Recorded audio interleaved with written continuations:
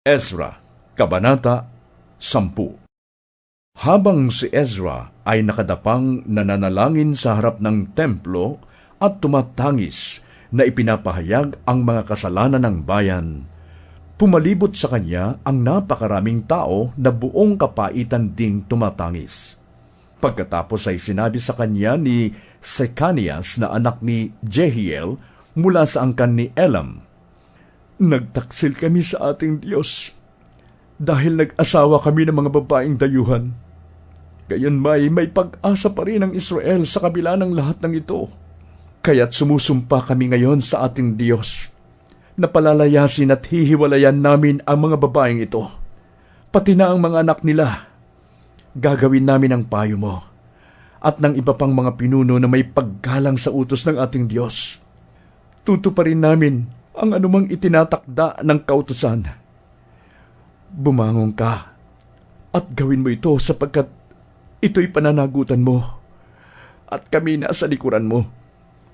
Tumayo nga si Ezra at pinanumpa niya ang mga pinakapunong pari at levita, pati na ang buong Israel na gagawin ng mga ito ang sinabi ni Sekanias. Pagkatapos ay umalis si Ezra sa harap ng templo at pumunta sa silid ni Jehohanan na anak ni Eliasib. Pinalipas niya roon ang magdamag na nagdadalamhati dahil sa kataksilan ng mga bumalik mula sa pagkabihag. Hindi siya kumain ni uminom ng anuman. Isang mensahe ang ipinahayag sa buong Huda at Jerusalem para sa lahat ng bumalik mula sa pagkabihag na kailangang dumalo sila sa isang pagpupulong sa Jerusalem. Ayon sa utos ng mga pinuno, sasamsamin ang lahat ng ari-arian ng sinumang hindi dumalo sa loob ng 3 araw. Bukod dito ay aalisan pa sila ng karapatang makabilang sa sambayanan ng mga bumalik mula sa pagkabihag. Sa loob ng 3 araw, ang mga kalalakihan ng Huda at Benjamin ay nagtipon nga sa harapan ng templo ng Diyos sa Jerusalem. Nooy 20 araw ng 9 na buwan.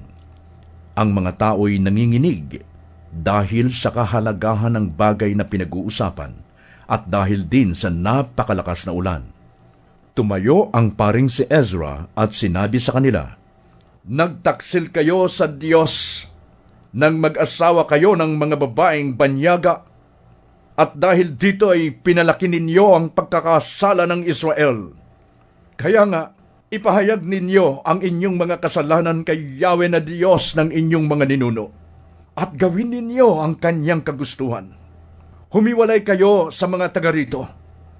Palayasin at hiwalayan din ninyo ang inyong mga asawang banyaga."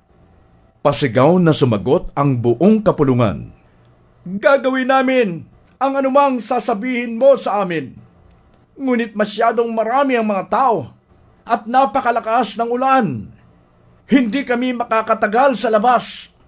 Hindi rin namin matatapos ang bagay na ito sa loob lamang ng 1 o 2 araw, sapagkat napakarami naming gumawa ng kasalanang ito. Ang mga pinuno na lamang namin ang pananatilihin mo rito para kumatawan sa buong bayan. Pagkatapos ay itakda ninyo ang pagparito ng lahat ng may asawang banyaga, kasama ang matatandang pinuno at mga hukom ng kani-kanilang lungsod. Sa ganitong paraan ay mawawala ang galit ng Diyos dahil sa bagay na ito." Walang sumalungat sa balak na ito maliban kina Jonathan na anak ni Asahel at Jazeas na anak ni Tikva.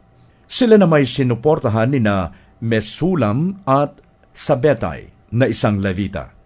Sinang-ayunan nga ng mga bumalik mula sa pagkabihag ang balak na iyon, kaya pumili ang paring si Ezra ng mga lalaki mula sa mga pinuno ng mga angkan at inilista ang kanilang mga pangalan.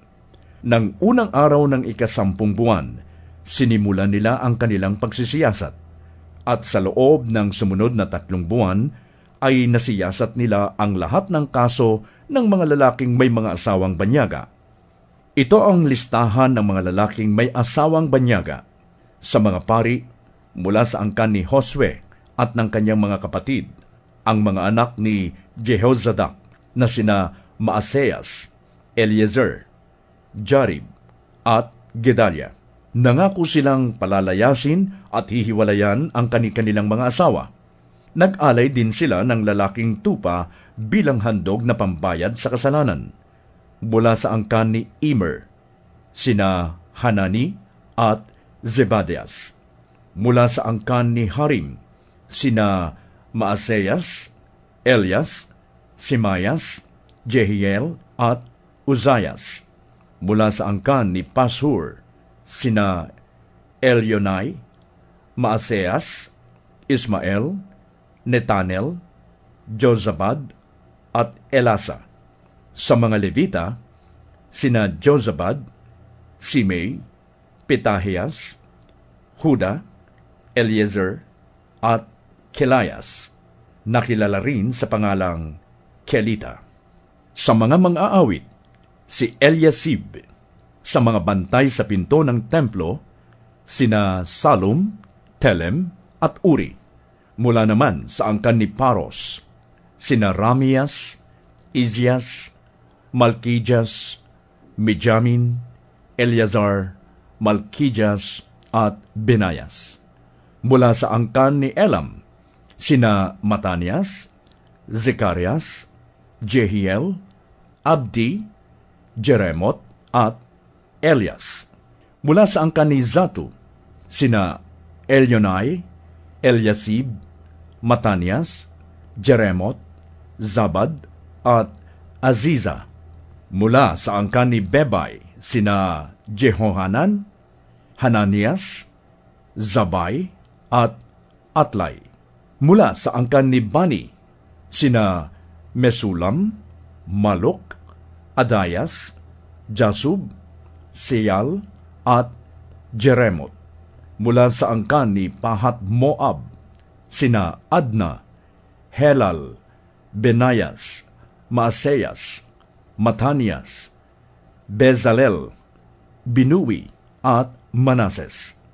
Mula sa angkan ni Harim, sina Eliezer, Izijas, Malkijas, Simayas, Simeon, Benjamin, Maluk, at Simarias.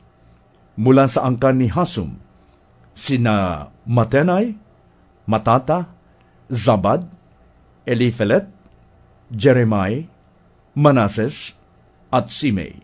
Mula sa angkan ni Bani, sina Maaday, Amram, Uiel, Benayas, Bedeas, Heluhi, Vanias, Meremot, Eliasib, Matanias, Matenai, at Jaasu.